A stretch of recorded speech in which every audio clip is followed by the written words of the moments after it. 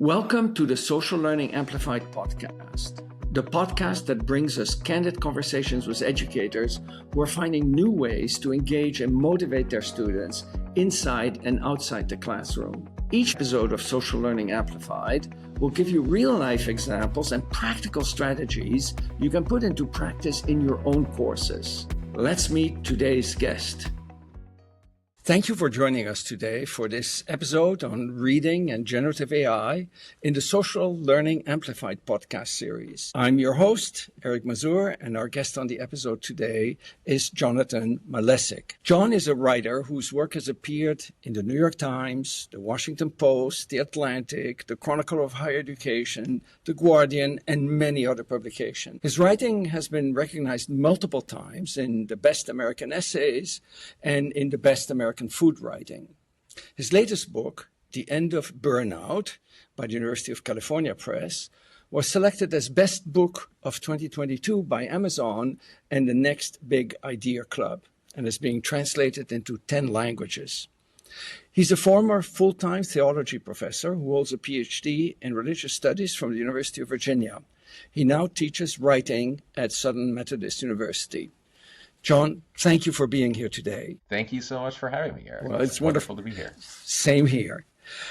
I've read many of your recent writings on reading, writing, and ChatGPT, with much interest. And reading between the lines, I found that you, like myself, and I'm sure many of our listeners here today, are struggling to understand the repercussions of generative AI on learning, on reading, and on writing. I find my own thinking constantly evolving. And you state in one of your pieces, and I'm quoting here, "As much as students worry me, they also give me hope." As I talk to my own colleagues, I hear many concerns. I'd love to focus on the positive. So what gives you hope in this current age? Yeah, what gives me hope is that despite all of the incentives that students feel to, maybe to cut corners on their studying or, to check out of discussion to let their, classmates take the lead. And obviously that's not a sustainable approach to a discussion class. They have all of these incentives to avoid real learning. And yet I see them do real learning every day. It's not 100% of students. It's not 100% of the days. It's different students, may kind of check in and out, but they do often defy those incentives, the external incentives of careers and other pressures. And, there is this motivating force within students to want to learn. I think that's the basic innate human nature, right? It's part of self-determination theory, right? The three basic psychological needs that we have: growth, autonomy, and a sense of community. And I recall a number of years ago, I invited a speaker at Harvard on game design because I started to think, maybe we can gamify learning in order to promote the intrinsic motivation that you were alluding to. That talk was eye-opening in the sense that this person who was from the Stanford D School said, the basic principles that motivates people to continue to play a certain game is learning, right? In other words, you have to learn a skill to get to the next level. And game design, it's not that you use gaming to motivate learning. No, it's the other way around. You use learning to motivate gaming. That was such an eye-opening and discovery for me. And you're saying something that actually rhymes completely with that. So in spite of that hope, right, I think that reading and writing are potentially both under attack. In fact, even before the advent of ChatGPT, Gallup reported that Americans read on average 25% fewer books now, or actually that was 2 years ago, than they did just 10 years ago. And in an opinion piece you wrote this past October in the New York Times, you mentioned that you hadn't assigned an entire book in 4 years, although I think you've changed that now. That college professors nationwide have noticed a decline in students' willingness and ability to read. What do you think are the most significant factors contributing to this trend, which predate ChatGPT? Yeah, it absolutely does. Yeah, when I was teaching theology full time, and I was primarily teaching general education courses, the kind of courses that students don't really want to take. Very few students, are eager to take a required theology course. But I would require usually 4 or 5, maybe 6 books. And there was a semester or two when I required 9, mostly fairly short books. Yeah, I mean, it's not that those students were, superheroes. They were ordinary students. And I knew I was pushing them a bit by requiring 9 that one semester.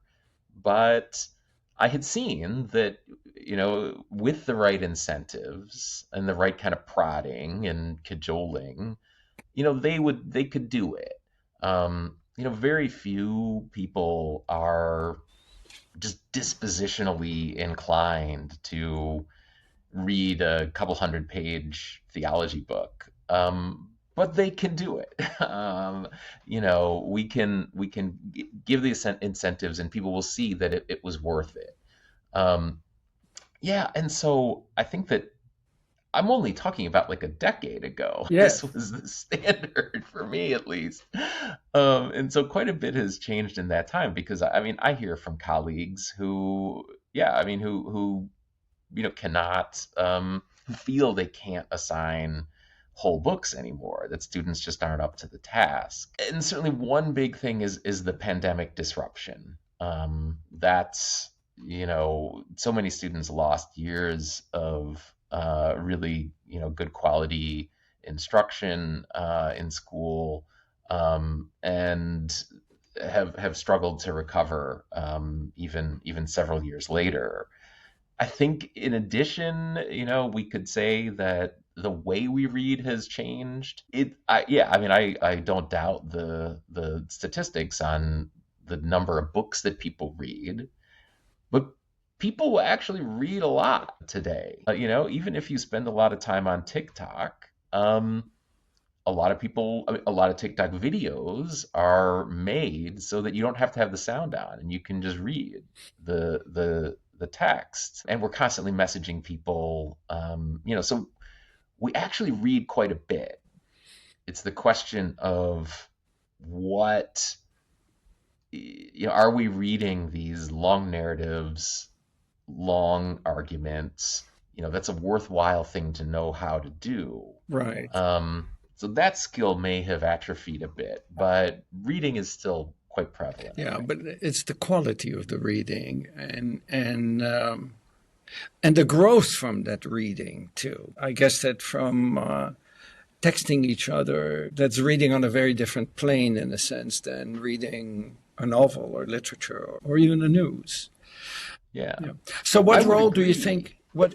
think generative AI plays in not that we have that in their reading habits? Yeah, I mean, the big worry that I have, and the thing that depresses me, is the capability of uploading an article, even potentially an entire book, to Notebook LM, and just getting a summary. And I mean, I'd be lying if I said that the summaries were bad. I mean, they're not. If all we wanted was for students to get the handful of main takeaways from a book, then I guess, there's no problem there. But that's not what we want. We want to cultivate other things and to understand, like in a literature class in particular, the nuances of language. We want students to exercise, a kind of patience. A novel is not the only kind of long text a student might read in their lives. They might read very long technical reports where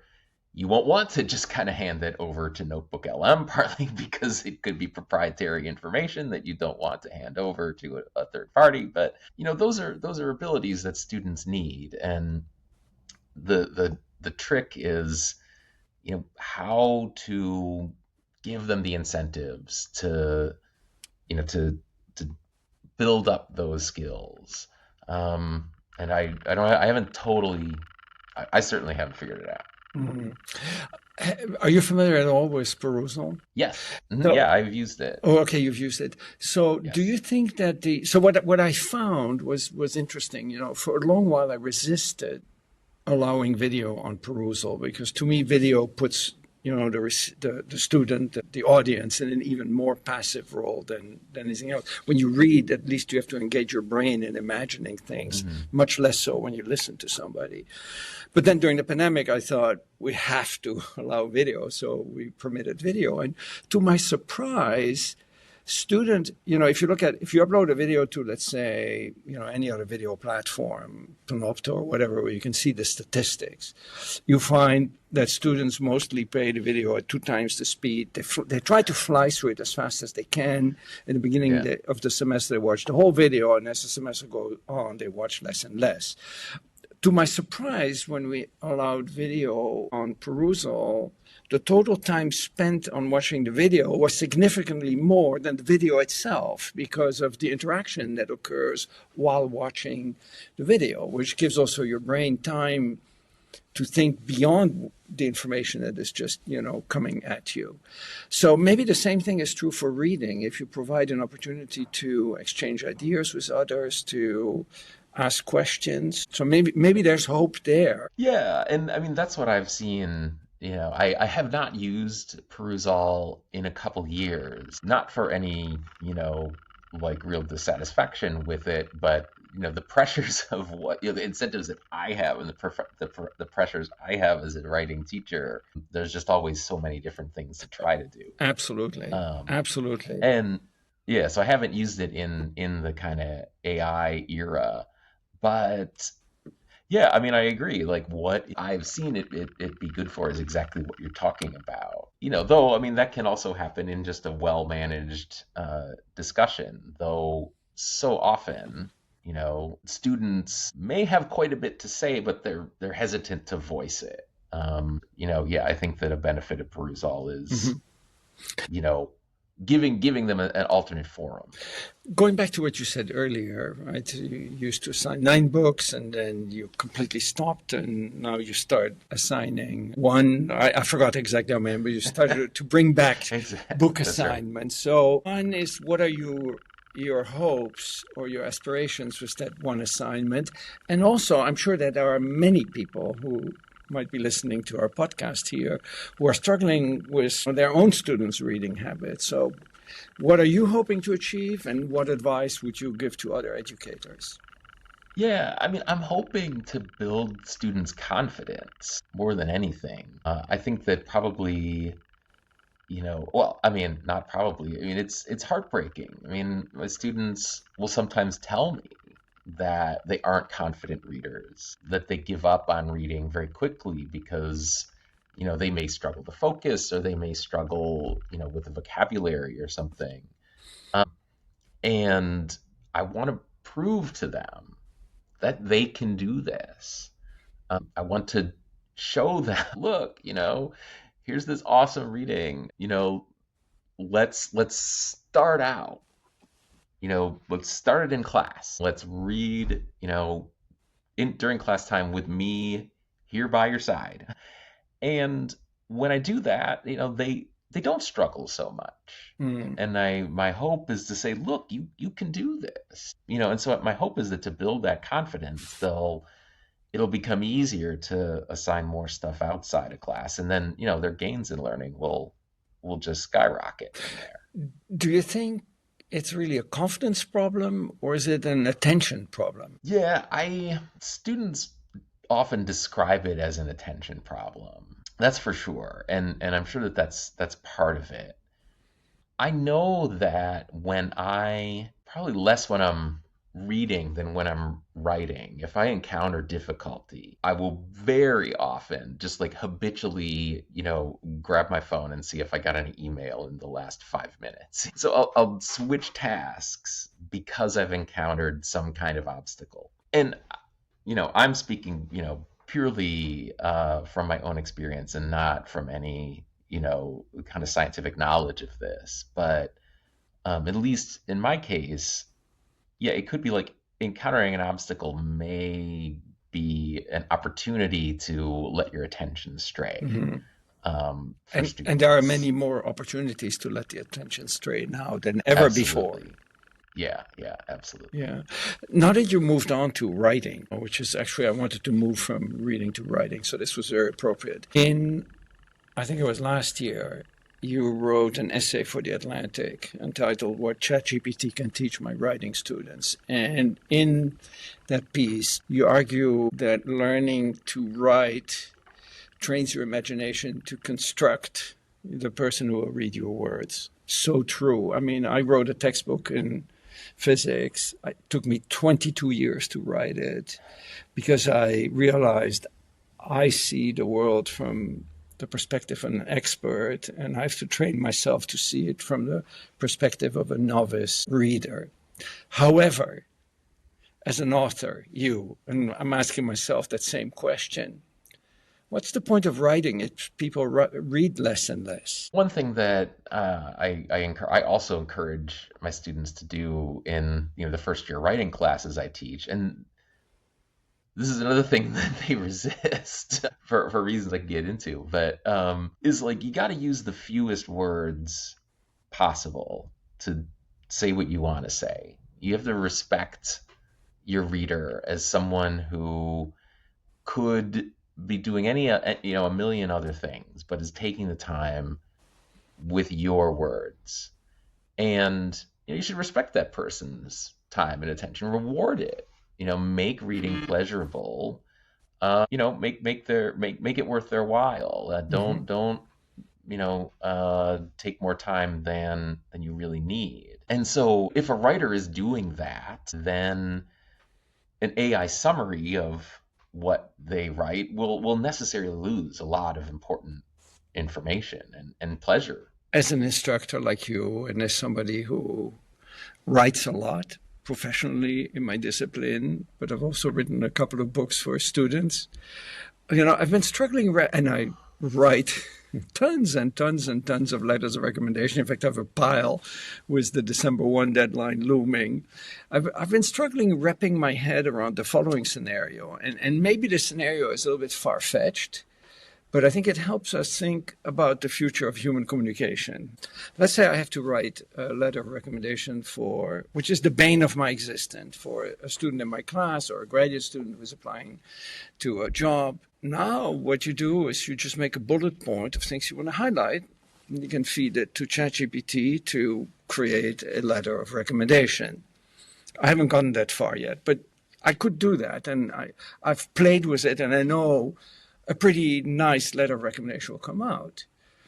You send that off, and on the receiving end, the person takes your letter, feeds it to the ChatGPT, asking to provide a list of bullet points.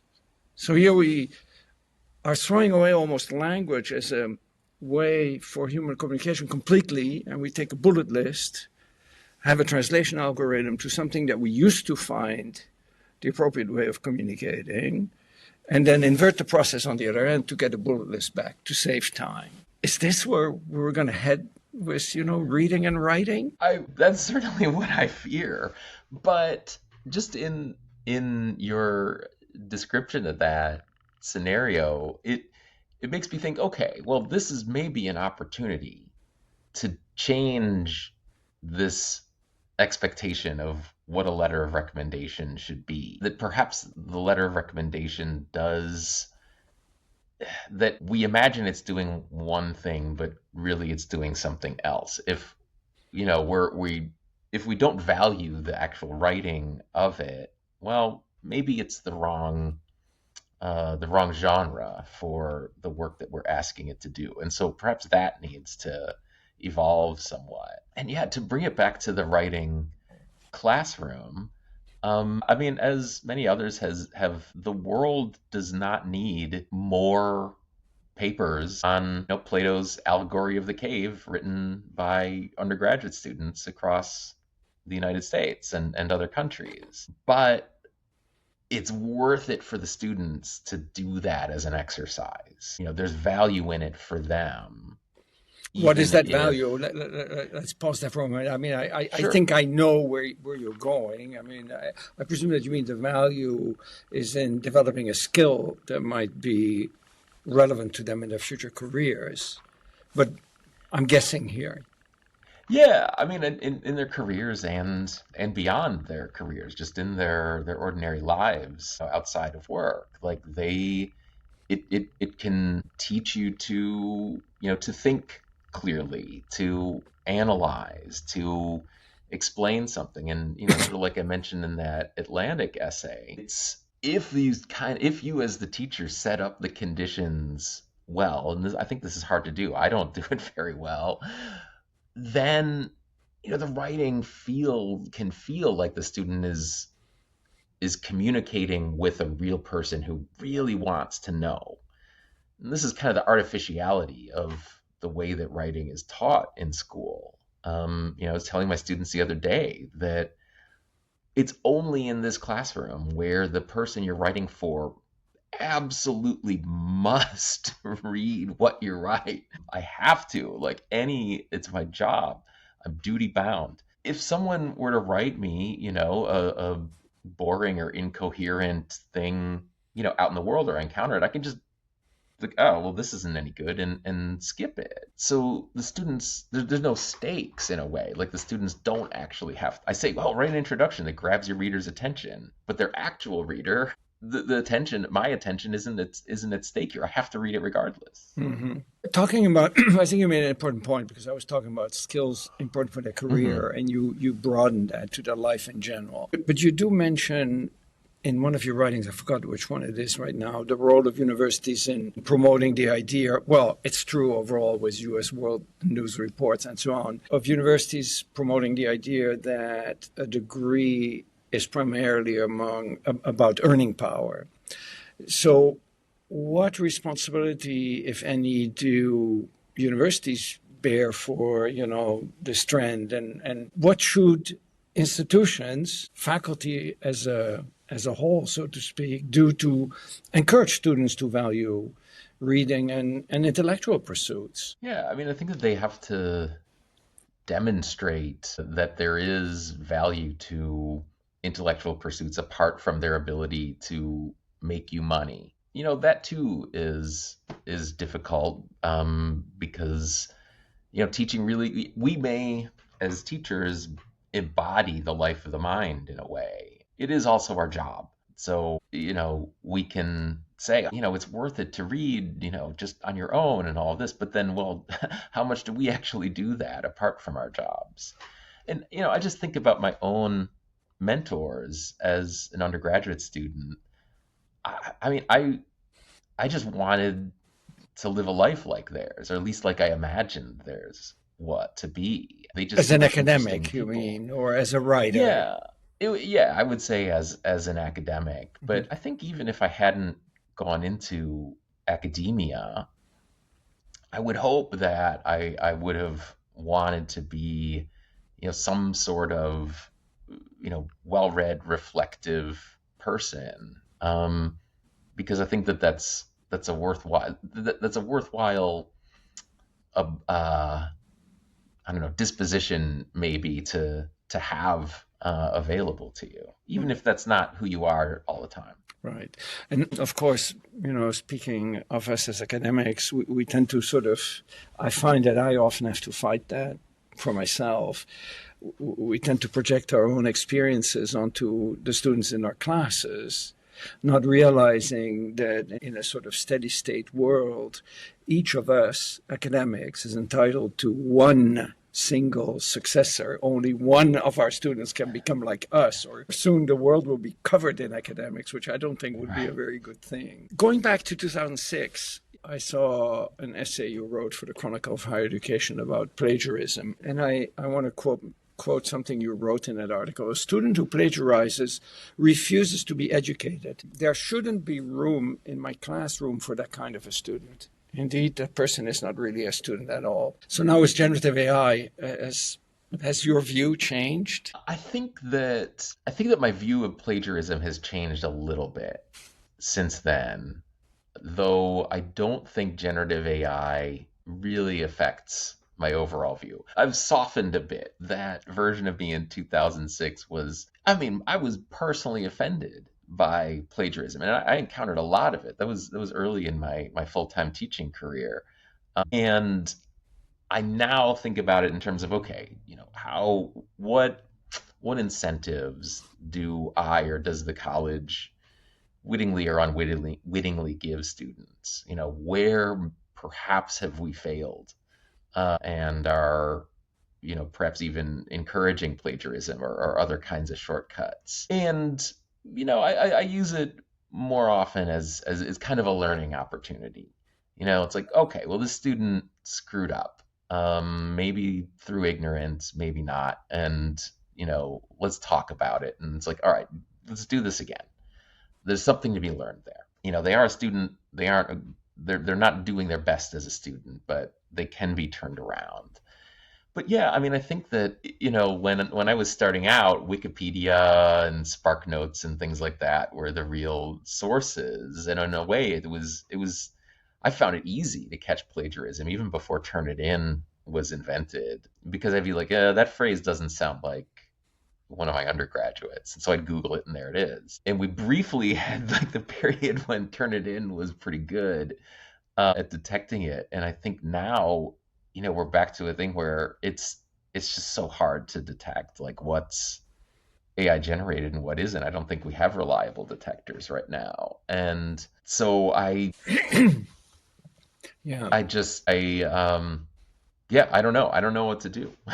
Well, I struggle with that too, but you mentioned the word shortcuts, right? And I think Yeah. that it's innate in human beings to find shortcuts. I mean, if you look at all human advances over time, technology and so on, it's all about increasing efficiency and productivity in a sense, right? I mean, we're not going back to making stone tools each time we have to build something.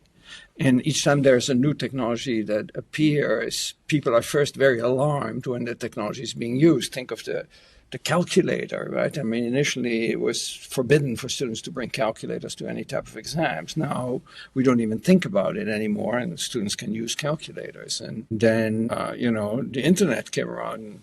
You're not allowed to look anything up. And I think that more and more people are discovering giving people access to information is actually beneficial, because that's how they're going to operate in later life.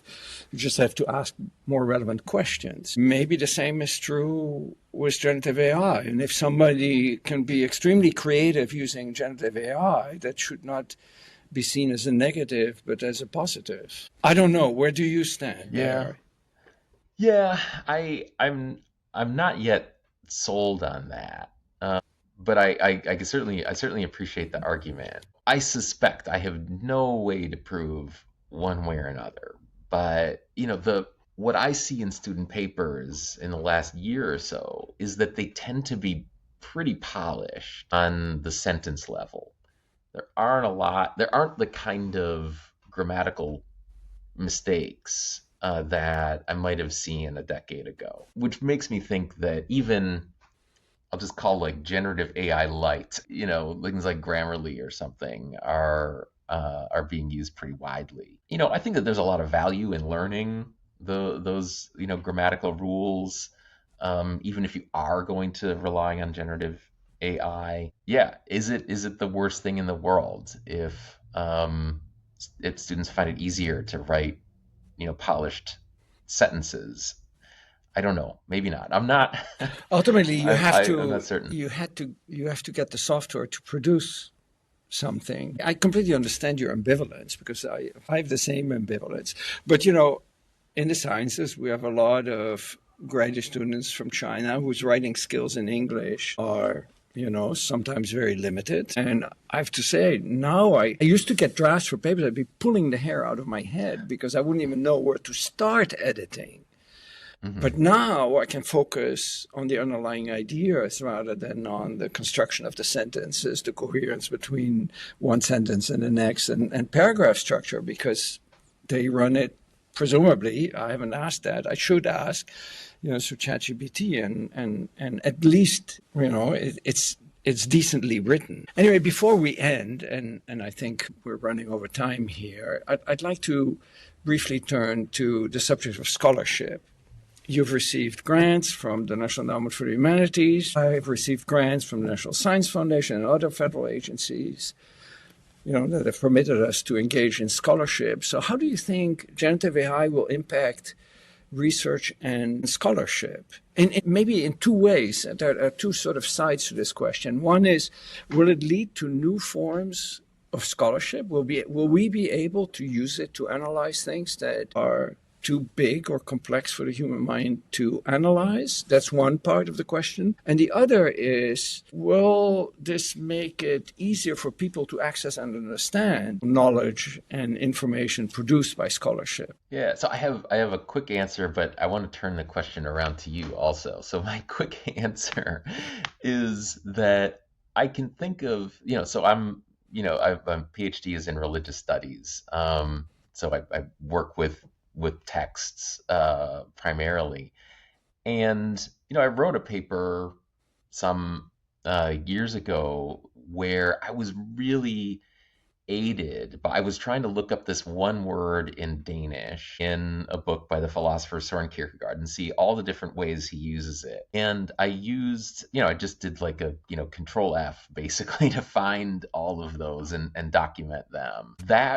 That's a task generative AI would have been able to do in seconds. I was aided by, the digitization of this book that I had already begun that work by just circling everything, every instance of the word. And so I am certain that there are applications, in the humanities.